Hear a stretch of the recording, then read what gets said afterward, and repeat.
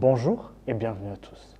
Merci de nous retrouver encore une fois sur les plateformes du média Ikié.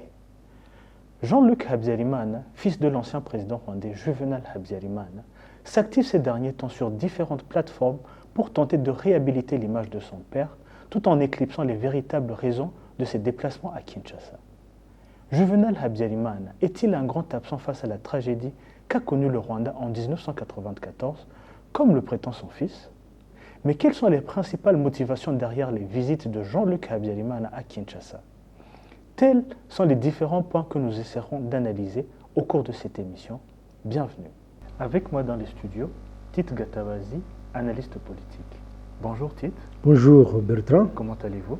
Moi ça va, un petit début de grippe mais je vais soigner, ça va aller. Tite, avant d'entrer en profondeur dans notre émission, Oui. pouvons-nous d'abord parler de qui est Jean-Luc Habyarimana, qui est ce personnage et dans quel cadre opère-t-il aujourd'hui? Jean-Luc Habyarimana, comme son nom l'indique, c'est le fils de l'ancien président rwandais, Juvenal Habyarimana, et de la Agathe Kanziga Habyarimana, l'un des enfants, parce qu'ils ont eu une famille nombreuse, exilé en France depuis avril 1994, passé par Bangui, parce qu'ils ont été évacués par l'armée française. Donc depuis, ils vivent là-bas. Et on le voit maintenant, il a vraiment pris du service auprès de Tshisekedi.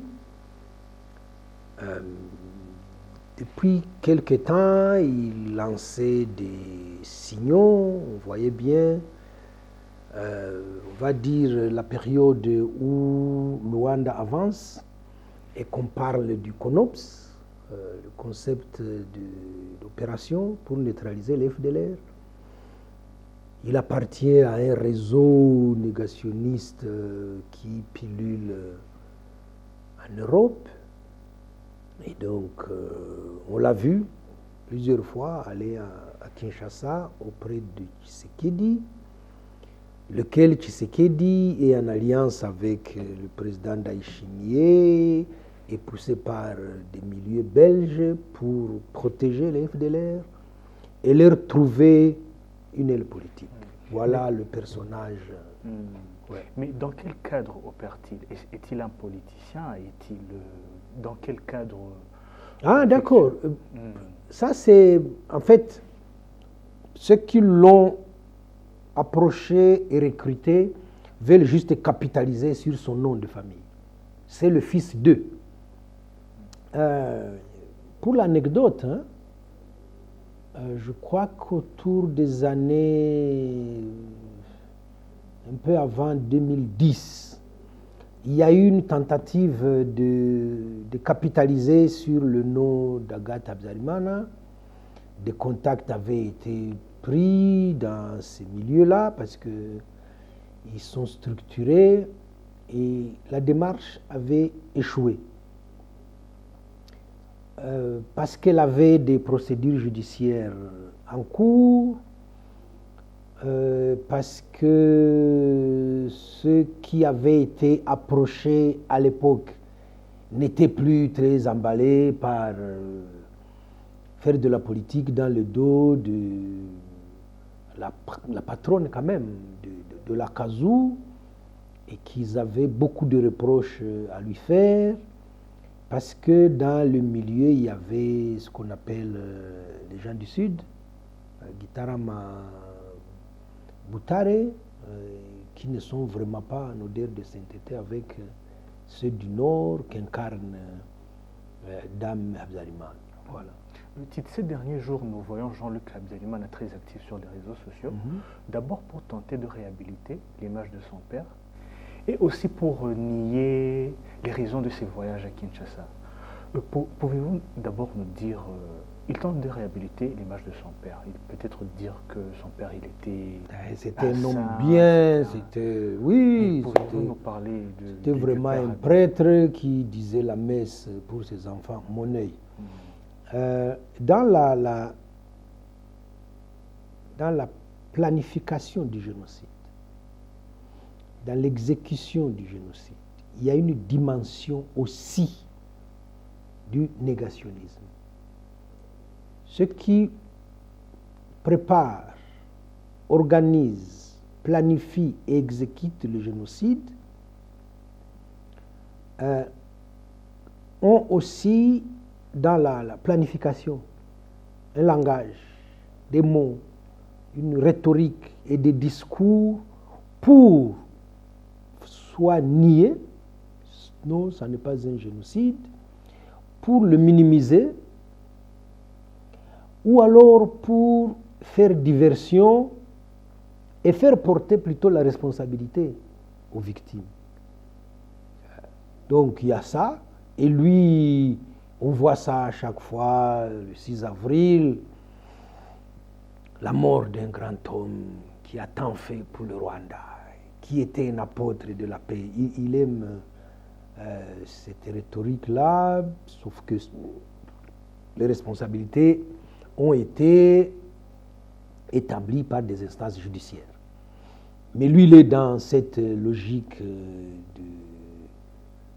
des négationnistes.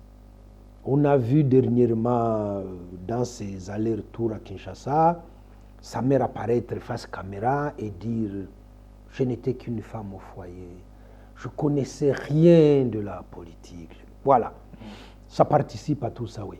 Mais Tite, pour les personnes non averties, le génocide contre les Tutsis éclata après l'assassinat de Juvenal Habyarimana. 3 jours après, Agathe Kanziga quittait le Rwanda. Les gens pourraient penser qu'il n'était pas impliqué parce qu'ils diront le génocide s'est passé, ils n'étaient pas là. Est-ce que c'est le cas? Comment pouvez-vous ce serait un biais qu'il ne faut pas prendre. Ça, c'est vraiment un raccourci. Le génocide ne tombe pas ex nihilo. Je dis que ça se prépare, ça se planifie. On met la logistique en place. Il y a un discours qui va avec. Dans le cas d'espèces du Rwanda, on a quand même installé la radio des 1000 collines. Elle est derrière ça parce que c'était fait par Kabuga. Kabuga qui a marié ses enfants aux enfants Habyarimana.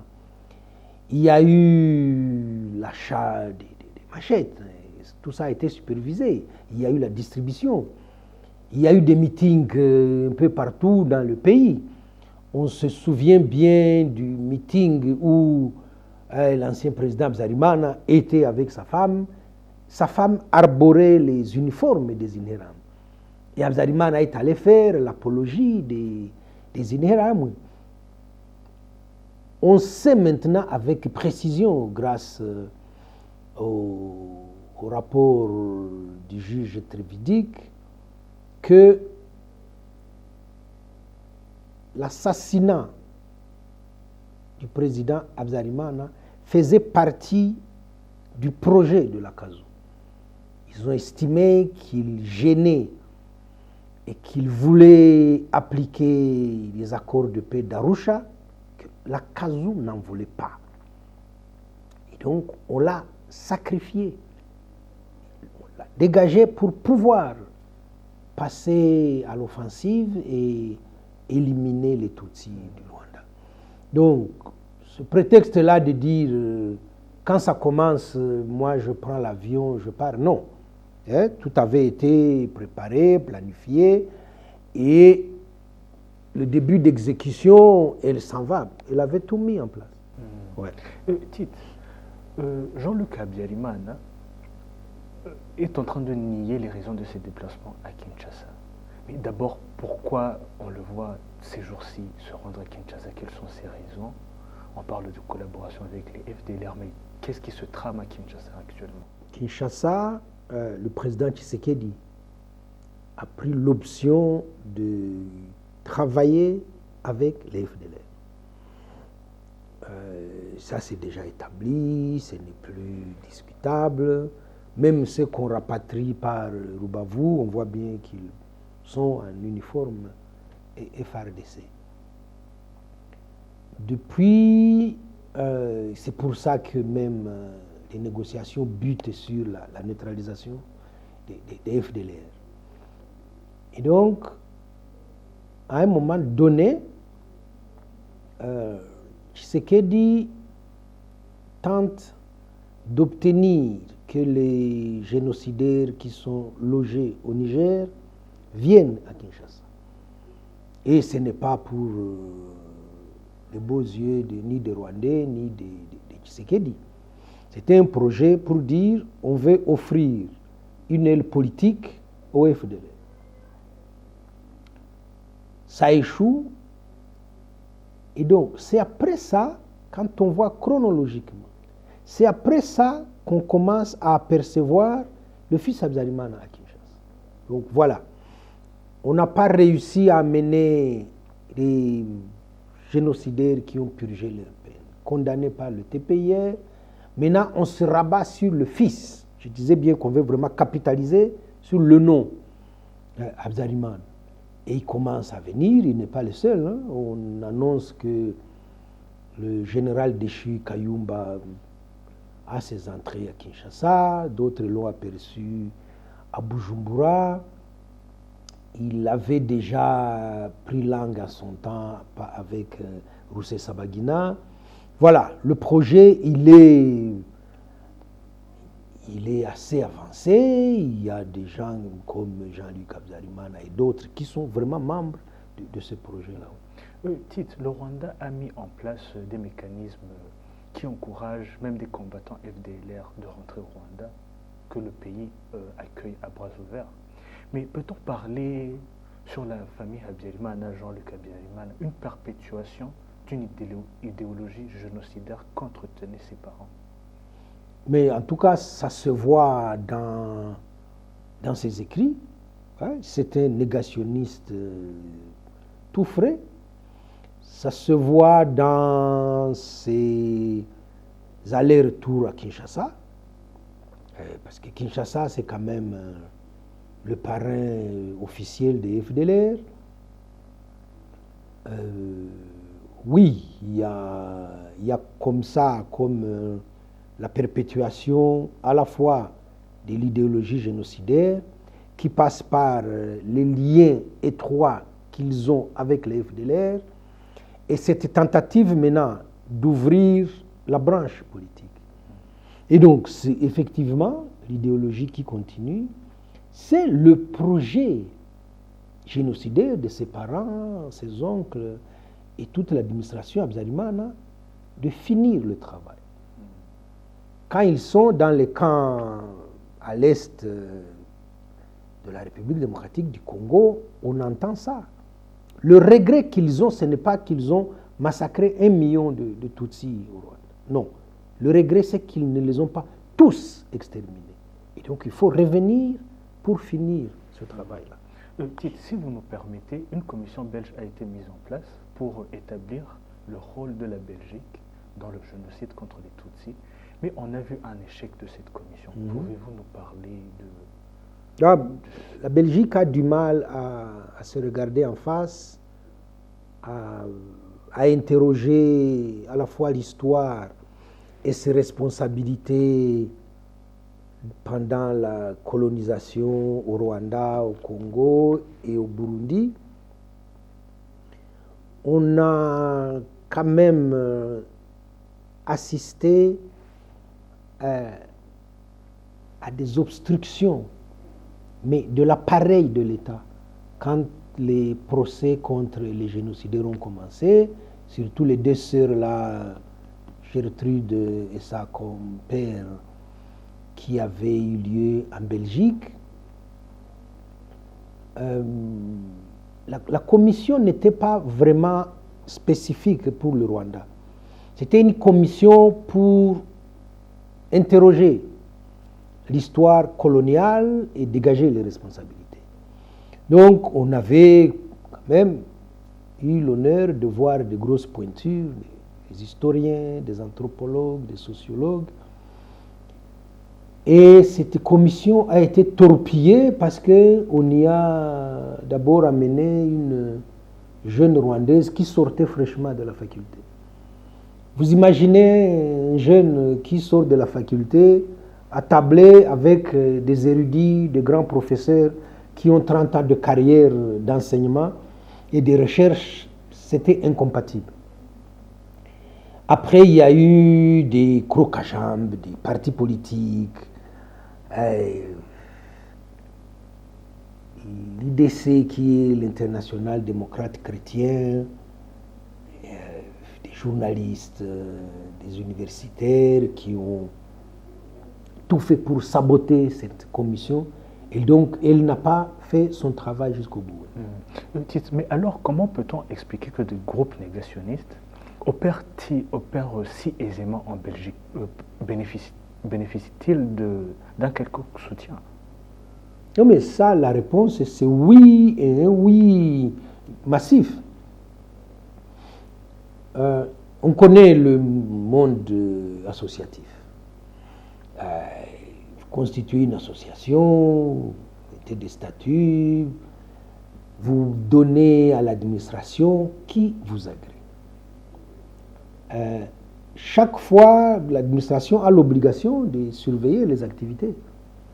Et donc, quand vous avez des associations, dit-on, des ressortissants rwandais, mais qui tiennent un discours négationniste sur la place publique, dont les membres sont vraiment des descendants des génocidaires, dont l'obsession, c'est ce qu'on disait de Jean-Luc, l'obsession est de blanchir leurs parents, de diluer les responsabilités et même d'inverser et de falsifier les faits historiques. Oui, on peut s'interroger sur comment se fait-il qu'on les laisse faire d'abord. Ils tiennent, la technologie permet d'avoir des sites sur Internet où ils font leurs publications, ils tiennent des discours, ils font des conférences, ils ont des contacts. Il est facile parce qu'à un moment donné, ils s'en vantaient, qu'ils faisaient des collectes d'argent, des habits, et qu'ils allaient rencontrer les FDLR à l'est du Congo en leur remettant ce qu'ils avaient rassemblé depuis la Belgique. Les autorités belges voient ça, mais ils ne pivent pas un mot. Dans le procès Rusesabagina, lors des réquisitoires du parquet, on a quand même été surpris d'apprendre que c'est la police belge qui, en perquisitionnant le domicile de Rusesabagina, a trouvé des documents compromettants. Rusesabagina collectait de l'argent au titre des actions humanitaires, mais il les envoyait au FDL. C'est établi par la police belge. On a vu la même chose avec la police hollandaise au domicile de Victoire Ingabire, où on a découvert des plans des militaires, des attaques contre le Rwanda, des noms des hauts responsables des FDLR et des rendez-vous. Il avait pris soin de noter qu'à telle date, il était à Brazzaville et qu'il a rencontré X, Y, Z. C'était dans des documents qui avaient été saisis chez elle. Donc voilà cette nébuleuse-là qui bénéficie d'un soutien à la fois politique, à la fois diplomatique, à la fois un soutien financier pour perpétuer l'existence et les activités des FDLR. Tite, en parlant toujours de la Belgique, le Rwanda a décidé la rupture totale diplomatique avec le pays. Pouvez-vous nous dire les principales motivations du pays pour en arriver là? Je disais tantôt que la Belgique avait du mal à se regarder en face. Elle a une responsabilité avérée. Depuis 1959, quand même, c'est les Belges qui organisent les pogroms contre les Tutsis. Ils soutiennent le régime Habyarimana à bout de bras. 1994, quand le FPR arrête le génocide contre les Tutsis, il y a une politique, tout ça a été préparé, hein, la politique de la terre brûlée, où on amène la population avec. Vraiment, l'État rwandais avait déménagé à l'est du Congo.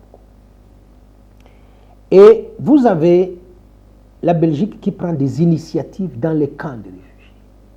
Kibumba, Panzi, à Bukavu, Mugunga, c'était hein, la centrale. Ces camps deviennent des camps d'entraînement. Et des juristes belges viennent dans les camps parce qu'ils commencent à sentir que le TPIR va se mettre en place. Et on vient apprendre à tous ces génocidaires à nier leurs responsabilités, à le noyer, à le minimiser et à mettre ça sur le dos du FPR. Il y a une lettre très compromettante du professeur Philippe Regens, juriste, ancien conseiller du président Habyarimana, qui écrit à son ami Ngeze Hassan et qui lui dit: nous devons tout faire ensemble pour incriminer le FPR et lui faire porter la responsabilité de l'attentat du 6 avril. Donc voilà, il y a tout ça. Et donc, au fil des années, la Belgique était aux avant-postes pour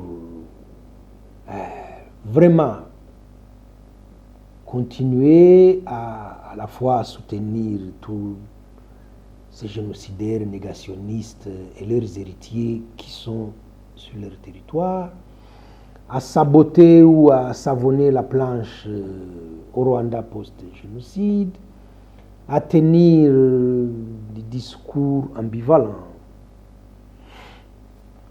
Et là, quand la crise éclate avec la RDC,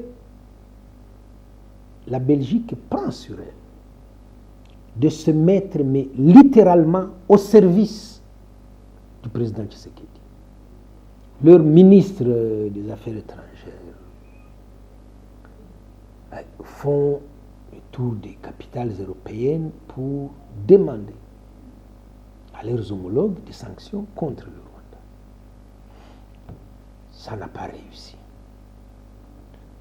Ils mobilisent la presse. Je ne sais pas si vous vous souvenez de Forbidden Story contre le Rwanda. Une cinquantaine de journaux en Europe. Des journalistes de grosses pointures, recrutés à grands frais pour salir le Rwanda. Tout ça était piloté depuis Bruxelles avec le financement du président Tshisekedi. Et donc, chemin faisant, la Belgique prend une position difficilement défendable. Elle nous fait savoir qu'elle défend le droit international. Là où c'était vraiment intenable, c'est que le discours de haine et les persécutions des Tutsis congolais violent le droit international. Mais la Belgique ne condamne pas ça. Le recrutement des mercenaires. Vous êtes d'accord avec ça? Parce que vous défendez le droit international. Non. Il s'arrête juste sur le petit bout. Il faut défendre la souveraineté du Congo. Quand vous voulez dire que vous défendez la souveraineté du Congo, vous êtes en train de refuser au M23 le droit à la vie. Ils n'ont pas le droit de vivre et Tshisekedi peut les exterminer comme il veut. Et donc, ça continue et à un moment donné, le Rwanda dit ça suffit. Donc, le gouvernement rwandais suspend toute forme de coopération avec la Belgique et ferme les projets financés par la Belgique. Et dans un deuxième temps, l'ambassadeur est expulsé et le Rwanda rompt les relations diplomatiques avec la Belgique. Métit, nous avons récemment observé des frictions entre Bruxelles et Kinshasa qui coopèrent avec Gitega. Mais est-ce que cette coalition est-elle toujours d'actualité ou bien comment est-ce que se passe aujourd'hui cette coalition des relations? Il y a effectivement, hein, il y a vraiment une coalition, hein, Bruxelles, Kinshasa, Bujumbura, en tout cas le soutien à l'idéologie génocidaire, le ravitaillement des FDLR et la persécution des Tutsis congolais. Tout le monde dit que Tshisekedi n'est pas un homme fiable. Tout le monde sait que Tshisekedi dit une chose et son contraire en l'espace de 2 minutes. Tout le monde considère Tshisekedi comme un type pas du tout crédible. Et donc, il ne le fait pas que contre le Rwanda ou contre l'AFCM 23, il le fait aussi avec ses partenaires. Le gouvernement belge l'approche pour lui dire cette persécution contre l'ancien président Joseph Kabila risque d'avoir un effet boomerang. Vous devriez lever la pédale.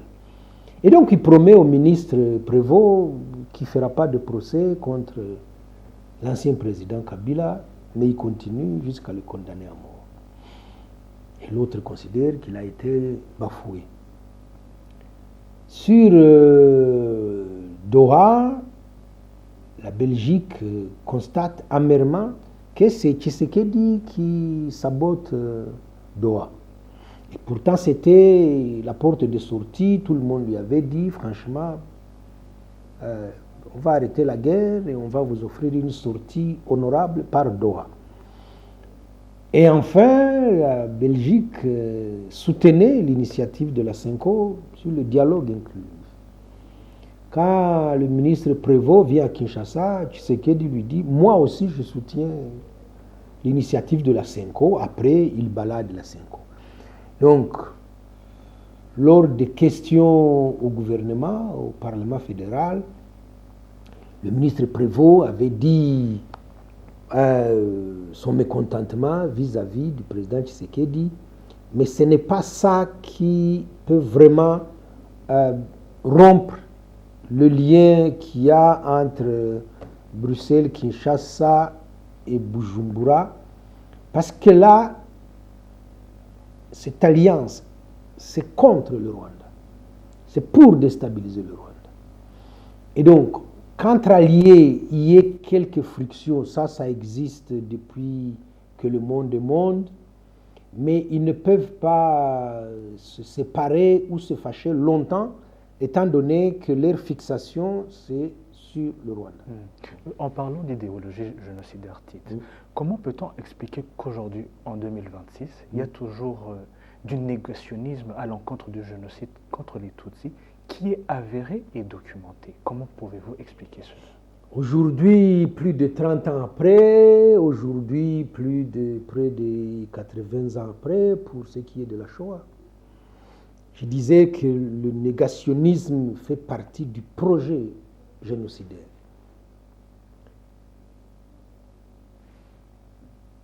Ibuka France et la communauté rwandaise de France ont obtenu la condamnation de Charles Onana pour négationnisme. En France, à Paris. Mais visitez son compte X, il continue. Il est adoubé par Kinshasa. Donc, il n'y a pas assez de volonté politique pour faire taire les négationnistes, parce que parfois c'est aussi exploité par des milieux à la fois politiques, académiques et diplomatiques. En ce qui concerne le Rwanda, on parle bien de cette nébuleuse qu'on essaye de rassembler contre le Rwanda. Et donc, ceux qui soutiennent ces actions ne peuvent pas condamner les négationnistes. On parlait de cette association qui a pignon sur rue à Bruxelles, qui a quand même été la première à annoncer que le gouvernement belge n'accréditera pas l'ambassadeur nommé par le Rwanda, Vincent Karega. Donc, vous voyez les connivences qu'il y a jusque dans les cabinets des ministres. D'autres prétendent se cacher derrière cette honorabilité académique, mais pour diffuser le discours de haine, le discours négationniste. Ça tombe bien, il y a un Belge qui a été traité de militant et non d'académicien par les historiens. Et donc, voilà, il y a comme ça des intérêts malsains qui font que soit on ferme les yeux, mais on sait bien de quoi il s'agit, soit on est complaisant, mais en connaissance de cause, soit on soutient pour des raisons assez obscures. Tite, si vous me permettez un peu de revenir sur Jean-Luc Habyarimana. Le fils Habyarimana, en 1994, a été accusé d'avoir menacé des personnes avec un fusil automatique alors qu'il voulait tirer dans la dépouille de celle qui fut la première ministre du Rwanda, Agathe Uwilingiyimana. La question est celle-ci. Jean-Luc Habyarimana est-il directement impliqué dans le génocide contre les Tutsis en 1994? Ça, je crois que c'est le témoignage de deux de ses cousines, les enfants du frère du président Habyarimana, qui était médecin à Butare, qu'on fait venir au palais présidentiel parce qu'on savait bien ce qu'on avait planifié et que ce jour-là, on devait abattre l'avion du président Habyarimana. Il y a du monde à la maison. Il y a les cousines, il y a les Jean-Luc, ses frères et ses sœurs. Il y a les sœurs du président Habyarimana. Mais c'est vrai, l'ambiance ce soir-là a fait l'objet d'une description au Sénat belge, et on voit bien Agathe Habyarimana, qui veut fuir ses responsabilités, qui donnait des instructions au téléphone. Les deux jeunes filles disent combien on jubilait quand on apprenait qu'il y a tel politicien qui vient d'être assassiné, du PSD, du PL, et ça jubilait dans la maison. On envoie quand même la garde présidentielle assassiner la première ministre avec 10 casques qui étaient affectés à sa garde. Et c'est cette même garde présidentielle qui reçoit les instructions de Mme Habyarimana. Oui. Donc, au jour d'aujourd'hui, pour rester objectif, Jean-Luc Habyarimana n'a jamais été mis en cause dans une quelconque procédure en matière de génocide. Mais les cousines disent qu'à la maison, c'est vrai, il se baladait avec une arme. Tite, une question d'actualité. Le Rwanda est actuellement sous pression internationale quant aux mesures défensives instaurées le long de la frontière. Alors que, conformément aux accords de Washington, signés par le président Tshisekedi, il portait la neutralisation effective des FDLR. Mais pourquoi cette pression a sur le Rwanda levé ces mesures défensives, mais pas à la neutralisation des FDLR? Parce que, qu'est-ce que je peux dire? Parce que le monde est injuste, parce que le monde est régi par des intérêts, et que Tshisekedi distribue de l'argent, et beaucoup d'argent, et pousse certains, c'est vrai, à lire les accords de Washington à l'envers. Ça, c'est très grave. Washington dit clairement, le préalable, c'est la neutralisation des FDL. En évaluant la neutralisation, où on en est, le Rwanda pourra progressivement lever ces mesures défensives. Mais regardez dans la rhétorique des officiels congolais, on parle toujours des mesures de défense du Rwanda et jamais de la neutralisation des FDLR. Et donc, ils ont quelques alliés comme ça, qui sont alimentés par des cabinets de lobby et qui inversent finalement Washington, qui cherche par la même occasion à délégitimer l'AFC M23 et à faire ce qu'on a vu depuis de très longues années, à faire porter au Rwanda la responsabilité de la mauvaise gouvernance au Congo, de la corruption, des détournements, et de dire, voilà, c'est un peu comme si on demandait au Rwanda d'aller gouverner finalement le Congo. Parce que tout ce qui se passe au Congo est demandé en termes de comptes. Pourquoi il y a ceci qui est mal fait au Congo? Il faut demander ça à Kigali. L'insalubrité à Kinshasa, finalement, va relever de la responsabilité du Rwanda.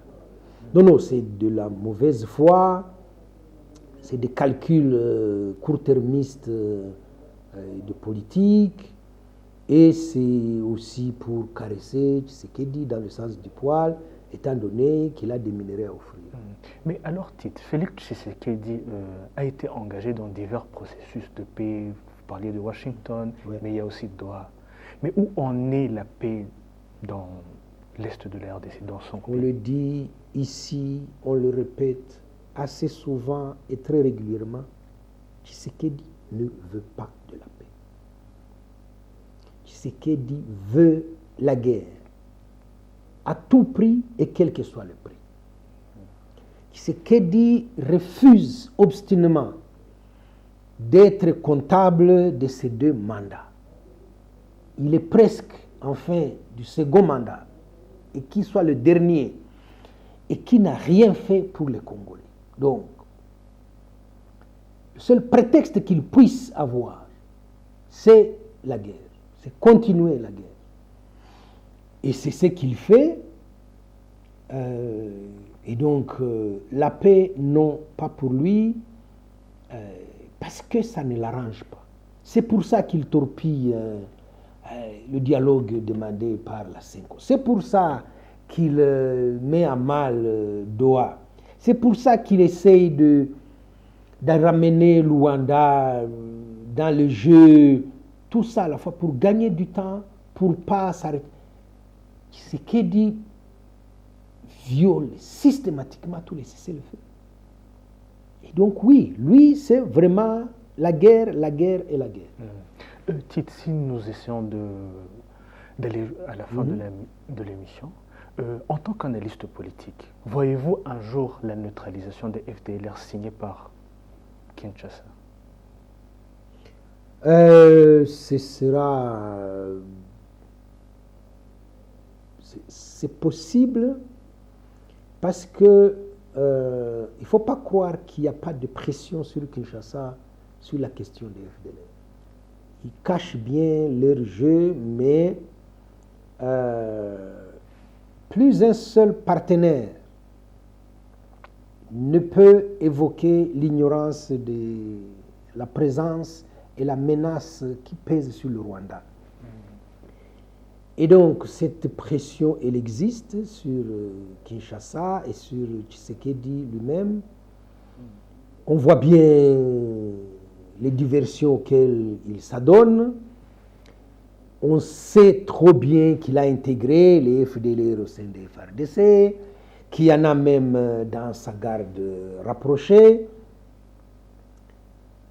Et qu'à un moment donné, qu'il le veuille ou non, je crois qu'il y aura un concours de circonstances qui va faire que, où il le fait, où ça se fait par d'autres moyens, mais une chose est sûre, au moins on reconnaît que les mesures défensives du Rwanda sont efficaces.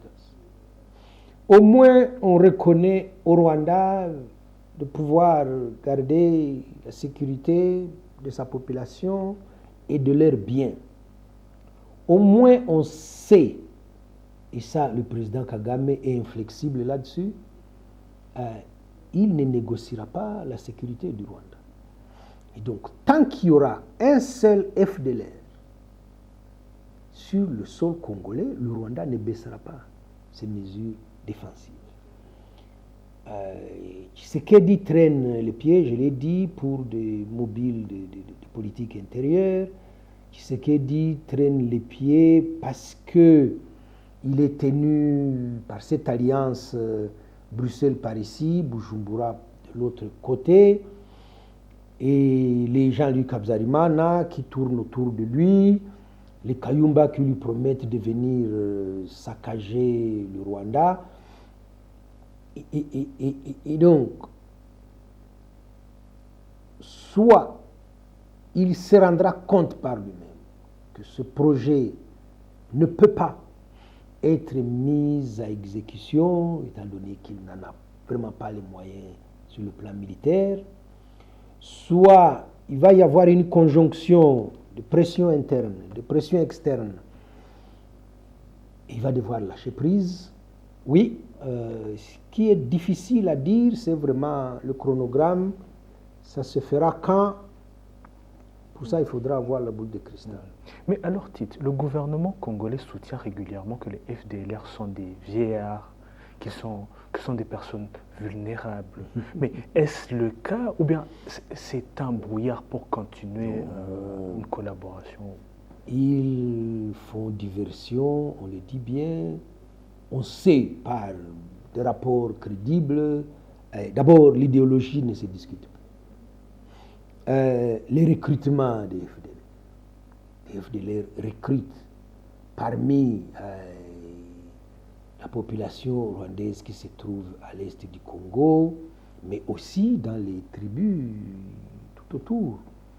Et les FDLR ont quand même bénéficié de l'alliance avec les Nyatura, lesquels Nyatura sont des Hutus congolais. Les FDLR font alliance avec des Maïma et des Wazalendo. Et donc, non, écoutez, Mouyaya raconter ça, Tshisekedi lui-même l'a déjà dit, ça n'est pas crédible. On sait qu'ils ont recruté, qu'ils ont... On voit ceux qu'on rapatrie. C'est des jeunes, hein? Ils ont la vingtaine. Ça n'est pas la génération qui a participé au génocide contre les Tutsis au Rwanda. Mais c'est des porteurs de cette idéologie-là. Ouais. Mais Tite, en tant que groupe classé terroriste, est-ce que si Kinshasa refuse sa neutralisation, est-ce que la communauté internationale est-elle dans l'obligation de procéder à son démantèlement? Ça aurait dû être le cas depuis bien longtemps. On ne peut pas à la fois dire ce groupe est un groupe terroriste, ce groupe est un groupe génocidaire, et s'arrêter en si bon chemin. Non seulement il faut sanctionner ce groupe, il faut lui couper les flux financiers, mais il faut aussi sanctionner celui qui soutient ce groupe. Et ça, on ne l'a pas fait pour les raisons qu'on vient d'évoquer. Il y a du deux poids, deux mesures. Il y a des intérêts qu'on caresse du côté de Kinshasa et on ne veut pas aller au bout de la logique. Tite, en tout cas, merci infiniment. Ah, c'est moi qui vous remercie. Et vous êtes encore le très bienvenu. À très bientôt, merci. Et chers téléspectateurs, merci d'avoir été avec nous. Espérons que cette émission vous a été d'une très grande utilité. Et surtout, restez branchés sur les plateformes du média IGE.